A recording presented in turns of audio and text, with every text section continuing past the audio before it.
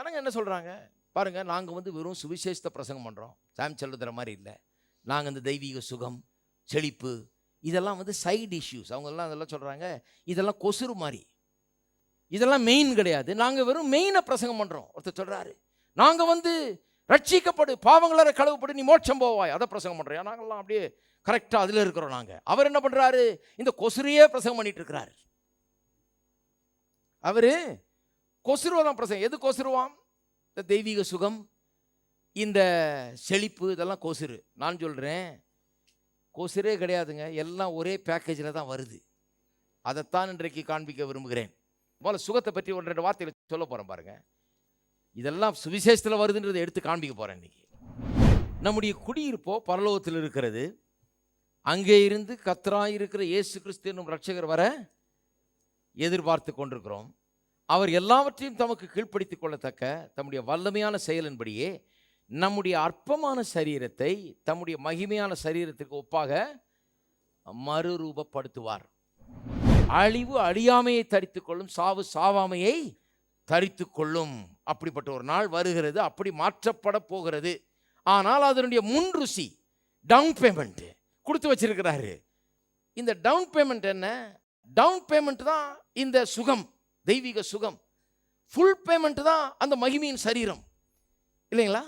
அங்கே அது முழுமையாக நிறைவாக எல்லாம் நிறைவேற்றப்படுகிறது. சாவாமலே அப்படி நம்ம மாறி விடுகிறோம், அதெல்லாம் நமக்கு கிடைக்கிறது. ஆனால் இந்த உலகத்திலே நமக்கு சரீர சுகமும் பலனும் ஆரோக்கியம் நமக்கு உண்டு. அதுக்கு கல்வாரி சிலுவையின் மூலமாக எல்லா ஏற்பாடு நடந்திருக்கிறது. அதை பிரதிபலிக்கும் விதத்தில் தான் இயேசு இந்த உலகத்துக்கு வந்தபோது வியாதியஸ்தரை சொத்தமாக்கிறார். அதே போல தான் பொருளாதார செழிப்பு கூட பாருங்க. பொருளாதார செழிப்பு கூட அப்போ சொல்லலாம், பரலோகம் போனால் நம்ம தங்க வீதியில் நடக்க போகிறோம், அது இதுன்னு சொல்கிறாங்க. குறைவே இல்லை, அதெல்லாம் உண்மை, அது முழுமை. அதனுடைய முன்ருசி இங்கே இருக்கிறது, அதுதான் ஐஸ்வர்யம், இல்லைங்களா? எல்லாம் அங்கேன்னு ஆக்கிடாதீங்க, இங்கேயே அதுக்கு டவுன் பேமெண்ட்டு கொடுக்கப்பட்டு விட்டது. இந்த சாபத்துக்குள்ளான இந்த உலகத்திலேயே நியாயப்பிரமாணத்தின் சாபமாகிய தரித்திரத்திலிருந்து நம்ம நீங்களாக்கி மீட்டு கொண்டு ஆசீர்வாதத்திலும் ஐஸ்வர்யத்திலும் நம்ம நடக்க பண்ணுகிறார், இல்லைங்களா?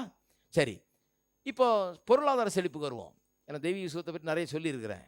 இந்த பொருளாதார செழிப்பை குறித்து சில காரியம், சொல்லாத காரியங்களை சில காரியங்களை சொல்ல விரும்புகிறேன். ஏன்னு சொன்னால் இதெல்லாம் இதில் கிடையாதுன்றாங்க, சுவிசேஷத்தில் இது கிடையாது. சில சொல்ல கொசுறு, இது கொசுறு கிடையாதுன்றதை காண்பிக்கிறேன் இன்றைக்கி. ஏன்னா கண்டிப்பாக காண்பிக்கிறாது. திருப்பவும் எபிரேயர் 4ஆம் அதிகாரத்துக்கு. ஒரு பெரிய இது என்னன்னா, என்ன சொல்லுவாங்க, இந்த செழிப்பை பற்றி பிரசங்கம் பண்ணுறவங்கலாம் பழைய ஏற்பாட்டில் இருந்தால் பிரசங்கம் பண்ணுறாங்க, புதிய ஏற்பாட்டில் அது கிடையாது. கேட்டிருக்கீங்களா? எத்தனை பேர் சொல்லியிருக்காங்க? பழைய ஏற்பாட்டில் இருந்தால் பிரசங்கம் பண்ணுறாங்க, அது புதிய ஏற்பாட்டில் கிடையாது என்று சொல்லுகிறார்கள். நான் காண்பிக்கிறேன். சுவிசேஷம் ஒன்றே ஒன்று தான். பழைய ஏற்பாட்டிலையும் ஒரு சுவிசேஷத்தை பிரசங்கம் பண்ணாங்க. ஆபிரகாமுக்கு சுவிசேஷம் பிரசங்கிக்கப்பட்டது. இப்போ ஒரு வசனம் காமிக்கிறேன். பழைய ஏற்பாட்டில் சுவிசேஷம் பிரசங்கம் பண்ணப்பட்டதாம். அது என்ன சுவிசேஷம்னு பார்த்தா அங்கேயே சொல்லப்பட்டிருக்கிறது, நமக்கும் சுவிசேஷம், அதே சுவிசேஷம் பிரசங்கம் பண்ணப்பட்டது. அப்போ பழைய ஏற்பாட்டில் ஒரு சுவிசேஷம், புதிய ஏற்பாட்டில் வேறு சுவிசேஷம் அல்ல. பழைய ஏற்பாட்டில் நிழலாட்டமாக இருக்கிறது, புதிய ஏற்பாட்டில் நிஜமாகிவிட்டது. பழைய ஏற்பாட்டில் ஆட்டுக்குட்டிகளின் ரத்தம், புதிய ஏற்பாட்டில் இயேசுவின் ரத்தம், அவ்வளோதான வித்தியாசமே ஒழிய பழைய ஏற்பாட்டுக்கு ஒரு சுவிசேஷம், புதிய ஏற்பாட்டில் இன்னொரு சுவிசேஷம் கிடையாது. பழைய ஏற்பாட்டுக்கு ஒரு உபதேசம், புதிய ஏற்பாட்டுக்கு இன்னொரு உபதேசம்னு கிடையவே கிடையாது. பைபிள் 2 அல்ல, சத்தியம் 2 அல்ல, எல்லாம் ஒன்று தான், சுவிசேஷமும் ஒன்று. அப்போ எபிரேயர் 4ஆம் அதிகாரத்துக்கு திருப்போம். பழைய ஏற்பாட்டில் என்ன சுவிசேஷம் பிரசங்கம் பண்ணப்பட்டதுன்னு பார்ப்போம். 4ஆம் அதிகாரம் 1ஆம் வசனம். ஆனபடினாலே அவருடைய இளைப்பாறுதல் பிரவேசிப்பதற்கு ஏதுவான வாக்குத்தத்தம் நமக்கு உண்டாயிருக்க, உங்களில் ஒருவனும் அதை அடையாமல் பின்வாங்கி போனவனாக காணப்படாதபடிக்கு பயந்திருக்க கடவோம். ஏனெனில் சுவிசேஷம் அவர்களுக்கு அறிவிக்கப்பட்டது போல. யாரை பற்றி பேசுதுங்க? அவர்களுக்கு அறிவிக்கப்பட்டது போல. எபிரேயர் நிருபத்தை எழுதினவர் யாரை பற்றி சொல்றாரு? சுவிசேஷம் அவர்களுக்கு அறிவிக்கப்பட்டது போல. யாருக்கு? பழைய ஏற்பாட்டு காலத்தில். இங்கே குறிப்பாக யாரை சொல்றாருன்னு சொன்னால், வாசி பார்ப்போம். அவர்களுக்கு அறிவிக்கப்பட்டது போல நமக்கும் அறிவிக்கப்பட்டது. கேட்டவர்கள் விசுவாசம் இல்லாமல் கேட்டபடினால் அவர்கள் கேட்ட வசனம் அவர்களுக்கு பிரயோஜனப்படவில்லை. இன்னும் வாஸ்து பார்த்தீங்கன்னா சொல்லப்பட்டிருக்கிறது, அவரெல்லாம் கேட்டும் பயன் இல்லாமல் வனாந்திரத்திலே எப்படி மடிந்து போனார்கள்லாம் சொல்லப்பட்டிருக்கிறது. அப்போ யாரை பற்றி சொல்லப்பட்டிருக்கிறது? இந்த சுவிசேஷத்தை கேட்டவங்க யார்? இஸ்ரவேல் மக்கள். எந்த இஸ்ரவேல் மக்கள்? மோசேயின் கீழே எகிப்து தேசத்தின் அடிமைத்தனத்திலிருந்து வெளியே கொண்டு வரப்பட்ட முதல் சந்ததி மக்கள். வனாந்தரத்திலே செத்து போனார்களே, யோசுவா காலேபை தவிர மீதி பேரெல்லாம் மடிந்து போனார்கள் இல்லையா? அந்த சந்ததி. அந்த சந்ததியாரை பற்றி சொல்லப்பட்டிருக்கிறது. அவர்களை பற்றி என்ன சொல்லியிருக்கிறது? சுவிசேஷம் அவர்களுக்கு அறிவிக்கப்பட்டது போல நமக்கும், எல்லாரும் சொல்லுங்க, சுவிசேஷம் அவர்களுக்கு அறிவிக்கப்பட்டது போல, அவர்களுக்கு அறிவிக்கப்பட்டது போல நமக்கும் அறிவிக்கப்பட்டது. வேற சுவிசேஷமா? அதே சுவிசேஷம் தான். அதைத்தான் சொல்லப்பட்டிருக்கிறது. அவர்களுக்கு அறிவிக்கப்பட்டது போல நமக்கும் அறிவிக்கப்பட்டது. அப்ப சுவிசேஷம் அவர்களுக்கு அறிவிக்கப்பட்டது. சுவிசேஷம் என்கிறது ஏதோ புதிய ஏற்பாட்டில் வந்தது இல்லை, சுவிசேஷம் அவர்களுக்கு அறிவிக்கப்பட்டது என்று சொல்லப்பட்டிருக்கிறது. அதே போலதான் நமக்கும் அது அறிவிக்கப்பட்டது. கேட்டவர்கள் விசுவாசம் இல்லாமல் கேட்டபடினால, பாருங்க, சுவிசேஷம் அவர்களுக்கு அறிவிக்கப்பட்டபடினால அவர்கள் ஆசீர்வாதத்தை பெற்றால கிடையாது. கேட்டவர்கள் விசுவாசம் இல்லாமல் கேட்டபடினாலே. அப்ப எப்படி கேட்டாங்க? அவங்க கேட்டாங்களே ஒழிய கேட்டதை பற்றி ஒரு சந்தோஷம் கிடையாது, கேட்டதை விசுவாசிக்கிற ஒரு குணம் கிடையாது, கேட்டதை நம்பி ஏற்றுக்கொள்ளுகிற ஒரு குணம் கிடையாது. கேட்டாங்களே ஒழிய அதை நம்பவில்லை, அதை ஏற்றுக்கொள்ள, அதை சந்தோஷத்தோடு அரவணைத்து கொள்ளவில்லை. they were not willing. மனம் பொருந்தி செவி கொடுத்தால் தேசத்தின் நன்மையை புசிப்பேர்கள் சொல்லிடுது. கேட்டாங்க, மனம் பொருந்தாதனால புசிக்காமற் போனார்கள். கேட்டவர்கள் விசுவாசம் இல்லாமல் கேட்டபடினாலே, அவர்கள் கேட்ட வசனம், அவர்களுக்கு பிரசங்கம் நடந்தது, சுவிசேஷ பிரசங்கம், அவர்கள் கேட்ட வசனம் அவர்களுக்கு பிரயோஜனப்படவில்லை. நல்லா கவனிங்க, கேட்டாங்க ஆனால் அவர்களுக்கு பிரயோஜனப்படவே இல்லை. நான் சொல்லுகிறேன், இன்றைக்கு அநேகர் கேட்கிறார்கள் ஆனால் அவர்களுக்கு பிரயோஜனப்படுகிறது கிடையாது. ஏன்னா கேட்கும்போது எப்படி கேட்குறாங்க? இதா அவர் என்ன செழிப்புன்றாரு, அவர் என்ன பாலும் தேனுன்றாரு. ஹலோ, அப்போ நான் கேட்குறேன், அவர்களுக்கு என்ன சுவிசேஷம் பிரசங்கம் பண்ணப்பட்டது? அவர்களுக்கு பாலும் தேனும் தான் சுவிசேஷமாக பிரசங்கம் பண்ணப்பட்டது. நான் அதை காமிக்கிறேன். திருப்புங்கள், யாத்திராகமும் 3ஆம் அதிகாரத்துக்கு திருப்புங்கள். யாத்திரா 3ஆம் அதிகாரம். அவர்களுக்கு என்ன சுவிசேஷம் பிரசங்கம் பண்ணப்பட்டது? அவர்கள் கேட்டாங்கன்னு சொல்லிடுது, கேட்டு பயனடையலை. ஏன்னா விசுவாசம் இல்லாமல் கேட்டதுனால பயனடையலைன்னு சொல்லப்பட்டது. என்ன சுவிசேஷம் கேட்டாங்க? எதை கேட்டாங்க? எதை பெற்றுக்கொள்ளாமல் போனார்கள்? என்ன அவர்களுக்கு சொல்லப்பட்டது பார்ப்போம். அடிமைத்தனத்தில் இருந்தவர்களுக்கு இங்கே சொல்லப்படுது பாருங்க. அப்பொழுது கர்த்தர் எகிப்தில் இருக்கிற என் ஜனத்தின் உபத்திரவத்தை, அதாவது யாத்ரா 3:7, கர்த்தர் எகிப்தில் இருக்கிற என் ஜனத்தின் உபத்திரவத்தை நான் பார்க்கவே பார்த்து ஆளோட்டிகளின் நிமித்தம் அவர்கள் இடுகிற கூக்குரலை கேட்டேன், அவர்கள் படுகிற வேதனைகளையும் அறிந்திருக்கிறேன். அவர்களை எகிப்தியரின் கைக்கு விடுதலையாக்கவும் அவர்களை அந்த தேசத்திலிருந்து நீக்கி கானானியரும் ஏத்தியரும் எமோரியரும் பெரிசியரும் ஏவியரும் எபூசியரும் இருக்கிற இடமாகிய பாலும் தேனும், எல்லாம் சொல்லுங்க, பாலும் தேனும் ஓடுகிற நலமும் விசாலமுமான தேசத்திலே கொண்டு போய் சேர்க்கவும் இறங்கினேன். என்ன சுவிசேஷங்க? அவங்க கேட்ட சுவிசேஷம் என்ன? இதுதான் ஆரம்பம். அவங்க கேட்ட சுவிசேஷத்தின் ஆரம்பம் அவ்வளோதான். கஷ்டப்பட்டுட்டு இருக்கிறாங்க.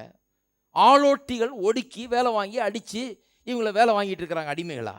அப்போ கர்த்தர் சொல்கிறார், அவர் கூக்குரலை கேட்டேன், அவர் படுற வேதனையெல்லாம் நான் பார்த்தேன், கேட்டேன், நான் இறங்கியே வந்துட்டேன்றார். அவர் அங்கே நின்றுக்கிட்டு ஐயோ பாவம்னு சொல்லிட்டு இல்லை, அவர் என்ன சொல்கிறாரு, இதெல்லாம் பார்த்துட்டு இவர்களை விடுவிக்கும்படியாக இறங்கிட்டேன், இவர்களை இங்கிருந்து விடுவித்து இந்த தேசத்திலிருந்து கொண்டு சென்று பாலும் தேனும் ஓடுகிற நலமும் விசாலமான ஒரு தேசத்துக்கு இவர்களை, ஹலோ, பாலும் தேனும் இருக்கிற தேசத்துக்கு இல்லை, பாலும் தேனும் சீப்பாக கிடைக்கிற தேசத்துக்கு இல்லை, பாலும் தேனும் ஓடுகிற நலமும் விசாலமுமான தேசம், எல்லாம் சொல்லுங்க, பாலும் தேனும் ஓடுகிற நலமும் விசாலமுமான ஒரு தேசத்துக்கு அது சொல்றாரு. இதுதான் சுவிசேஷம். சுவிசேஷத்தின் ஆரம்பம் இதுதான். இருக்கீங்களா? இதுதாங்க ஃபர்ஸ்ட் அவங்களுக்கு சொல்லப்பட்டது. மோசேக்கு சொல்லப்பட்டது என்ன? அதான் சுவிசேஷம் முதல்ல கேட்குறான். கர்த்தர் வர்றார், என்னவா, எதுக்கு வர்றார்? ரட்சிக்க வர்றார். எதுலேருந்து ரட்சிக்க? அடிமைத்தனத்திலிருந்து ரட்சிக்க, ஒடுக்கிறவர்கள் கைகளிலிருந்து நம்ம விடுவிக்க, இந்த அடிமைத்தன சங்கிலியில நொறுக்க முறிக்க, இந்த எகிப்தியர்களின் அடிமைத்தனத்திலிருந்து நம்ம விடுதலையாக்க, இது பாவத்திலிருந்து நம்ம விடுதலை ஆக்குவதற்கு ஒப்பாயிருக்கிறது. நம்ம எப்படி இன்றைக்கு பாவத்திலிருந்து விடுதலை ஆக்குறார் என்பதற்கு ஒரு நாடகம் மாதிரி அது இருக்குது பாருங்க. கர்த்தர் சொல்றாரு, இந்த பிசாசின் அடிமைத்தனத்திலிருந்து, சங்கிலிலிருந்து, வறுமையிலிருந்து, இல்லாமையிலிருந்து, பாவத்திலிருந்து உன்னை அடித்து நொறுக்கி ஆளோட்டிகளை வச்சு உன்னை சங்கிலினால் கட்டி துன்பப்படுத்துகிறார்கள். இப்படி கையிலிருந்து விடுவிக்க நான் வந்து விட்டேன். நான் இறங்கினேன். இறங்கி உன்னை விடுவிக்கிறது மட்டுமல்ல, அதான் ஏசாயா 1:18 சொல்லுது, வாருங்கள் பாவத்தோட வாங்க, பாவத்தெல்லாம் கிளம்பி வெண்மையாக்குறேன்றாரு. அடுத்த வசனம் சொல்லுது, மனம் பொருந்தி செவி கொடுத்தால் தேசத்தின் நன்மையை புசிப்பீர்கள். இப்போ சொல்றாரு, நான் கேட்டேன், பார்த்தேன், இதெல்லாம் கண்டேன், நான் இறங்கி வந்துட்டேன், விடுவிக்கும்படியா வந்துட்டேன். விடுவிச்சு விட்டுறது மட்டும் இல்லை, சங்கிலியை அறுக்கிறது மட்டும் இல்லை, இந்த கட்டுகளிலிருந்து விடுவிக்கிறது மட்டும் இல்லை, அடிமைத்தனத்திலிருந்து விடுதலை ஆக்குறது மட்டுமல்ல, இங்கிருந்து கொண்டு போய் பாலும் தேனும் ஓடுகிற நலமும் விசாலமான ஒரு தேசத்தில் கொண்டு போய் சேர்க்கிற வரைக்கும் விட மாட்டேன்றார் அவர்.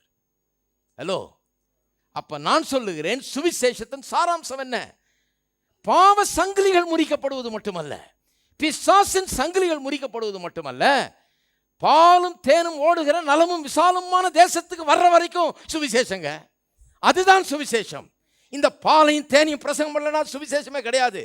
வெறும் பாவ மன்னிப்பு சுவிசேஷமே கிடையாது.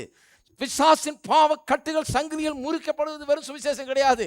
அது மட்டுமல்ல சுவிசேஷம், அதில் ஆரம்பமாகிறது. ஆனால் நீங்கள் தேசத்தின் நன்மையை புசிக்க வேண்டும், நலமும் விசாலமான தேசத்துக்கு வர வேண்டும், தேவன் உங்களுக்காக வைத்திருக்கிற இந்த பாலும் தேனும் ஓடுகிற அந்த இடத்துக்கு வர வேண்டும், அதை விசுவாசிக்க வேண்டும், அதை பெற்றுக்கொள்ள வேண்டும். இதுதான் சுவிசேஷம். ஹலோ, இதைத்தாங்க கேட்டாங்க. இதுதான் சுவிசேஷமா? சுவிசேஷம் என்ன சொல்லப்பட்டது? சங்கிலியை மட்டும் அவுத்து விடுவாங்க, நீ இப்போ என்னமோ படிக்கோ, அதுக்கப்புறம் மோட்ச லோகம் போனால் தான் உனக்கு பங்களா காத்திருக்குது. நான் வர்றேன்ப்பா, ஏதோ அடிக்கிறாங்க உதைக்கிறாங்கன்ற, ஏதோ நான் அவுத்து விடுறேன், நீ இங்கே இருந்து மீதி நாள்லாம் பிச்சை எடுத்துக்கிட்டே கடை. பரலோகம் போன உடனே, மோட்சலோகம் போய் சேர்ந்த உடனே அங்கே உனக்கு மாளிகை உண்டு. அப்பதான் பாட்டெல்லாம் பாடிட்டேன், ஏழைக்கும் அங்கே மாளிகை உண்டு. இதான் நம்ம பாட்டுங்க. அப்போ இங்கே ஏழையாக இருக்கிறத முடிவு பண்ணிட்டாங்க நிறைய பேர். இங்கே ஏழை, அங்கே பணக்காரன். இங்கே பணக்காரன்றதை மாற்றவே முடியல, மனம் பொருந்த மாட்டேங்குது. இங்கே மனம் பொருந்தாதனால தான் இங்கே பணக்காரன் ஆகவே முடியவே மாட்டேங்கிறது.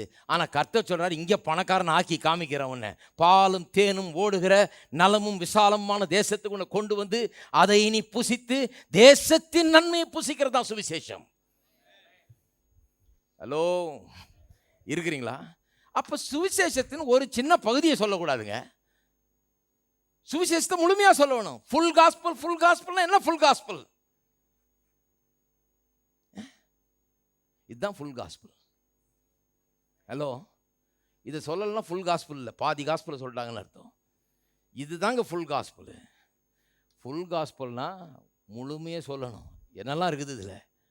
தேசத்தின் நன்மையை புசித்து கொண்டிருக்கிறீர்களா? செழிப்பை அனுபவித்து கொண்டிருக்கிறீர்களா? நலமானதை புசிக்கிறீர்களா? பாலும் தேனும் ஓடுதா உங்கள் வாழ்க்கையில்? எல்லா நன்மைகளும் நிறைவாக இருக்கிறதாங்க? ஏராளம் தாராளம் இருக்கிறதா? குறைவில்லாத ஒரு வாழ்க்கையாக இருக்கிறதா? பிசாசின் பாவ சங்கிலியிலிருந்து அறுபட்டிருக்கிறீங்க, பாவம் நீங்கிறது, கழுவப்பட்டிருக்கீங்க, சுத்தமாக இருக்கிறீங்க, நல்லது, அற்புதமான ஒரு காரியம், ரட்சிக்கப்பட்டிருக்கீங்க, நல்லது. ஆனால் மனம் பொருந்தி செவி கொடுக்குறீங்களா? மனம் பொருந்தி செவி கொடுத்தால் தேசத்தை நன்மையை புசிப்பீர்கள்னு சொல்லியிருக்குது. அந்த ஒரு இடத்துக்கு வந்துட்டீங்களா?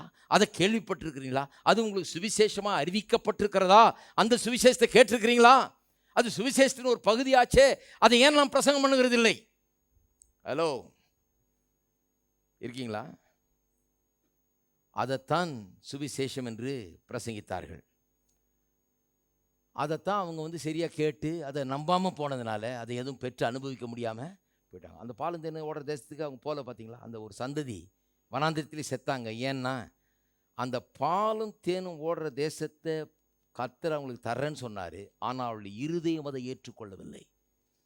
அவங்க வாயதை பேச மறுத்தது, இருதயம் அந்த சத்தியத்தை அரவணைத்து கொள்ள மறுத்தது. இந்த பாலும் தேனும் பிரசங்கம் பண்ணுற மோசே பிரசங்கியார கல்லெடுத்து அடிக்கணும்ட்டாங்க. யோசுவாவும் காலேபும் அந்த வேவு பார்க்கிறவர்களோடு சென்று அங்கே போய் பார்த்துட்டு வந்து அங்கே இருந்து திராட்சைகளையும் அது இதையும் எல்லாத்தையும் கொண்டாந்து எல்லாம் காமிக்கிறாங்க. அந்த 10 பேரும் கெட்ட ரிப்போர்ட்டை சொல்கிறாங்க. பாருங்கள், முடியாதங்க, ராட்சசர் இருக்காங்க, அங்கே நம்ம போனோம்னா செத்து போடுவோமாக்கும், நாம் வெட்டுக்கிளியில் போல் இருக்குமாக்கும், அவங்க பெரிய ஆயுதங்களை வச்சுருக்கலாங்க, அவங்க பெரிய மனிதர்களாக்கும், நாம் ஒன்றுமே இல்லையாக்கும், அவங்க பெரிய பலமான மக்களாக்கும், இதெல்லாம் ஒன்றும் முடியாதாக்கும். அதைத்தான் பேசுகிறாங்களே ஒழிய கர்த்தர் இந்த தேசத்தை பாலும் தேனும் ஓடுற தேசத்தை எனக்காக வச்சிருக்கிறார், இதெல்லாம் என்னுடையது என்று அதை பேச மறுத்து விட்டார்கள். யோசேப்பும் காலேபும் பேசுனதுக்கு அவர்களுக்கு எதிராக ஜனத்தை திரட்டினாங்க, அவங்களுக்கு எதிராக பேசுகிறாங்க. இந்த ப்ராஸ்பெரிட்டி ப்ரீச்சர்ஸை கிண்டல் பண்ணாங்க அவங்க. ஹலோ, இருக்கிறீங்களா? யோசுவாவும் காலேபும் சொல்கிறாங்க, ஏன் எவ்வளோ நல்லா இருந்துச்சு திராட்சை பழம், கொஞ்சம் அமைதலாக இருங்கய்யா, போய் நல்லா சாப்பிட்லாம், ஏன் இந்த மாதிரி கெடுத்து போடுறீங்க? இது கடவுள் நமக்குன்னு கொடுத்துருக்கிறாரு, கொஞ்சம் ஒழுங்காக வாயை மூடிட்டு இருந்தீங்கன்னா நமக்கு போய் நல்லா சாப்பிட்லாம், கர்த்தர் சொல்ல தந்துட்டேன்றாரு, கொஞ்சம் நம்புங்களேன் அப்படின்னா அவங்க சொல்கிறாங்க, எங்களுக்கு என்ன கண் இல்லைன்னு நினச்சிக்கிட்டு இருக்கிறியா?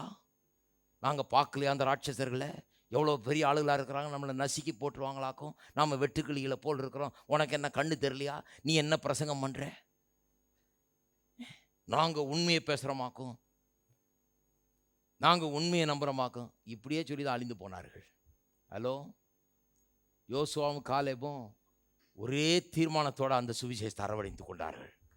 நான் விடுறதில்ல, பாலும் தேனும் தேசத்தில் ஓடி போய் அதை அனுபவிக்கிற வரைக்கும் விடமாட்டேன்னு ஒரே இதாக இருந்து கடைசியில் எல்லாம் செத்தாலும் அவங்க போய் அனுபவித்தார்கள். ஏனென்றால் அவர்கள் அதை நம்பினார்கள், அரவணைத்துக் கொண்டார்கள்.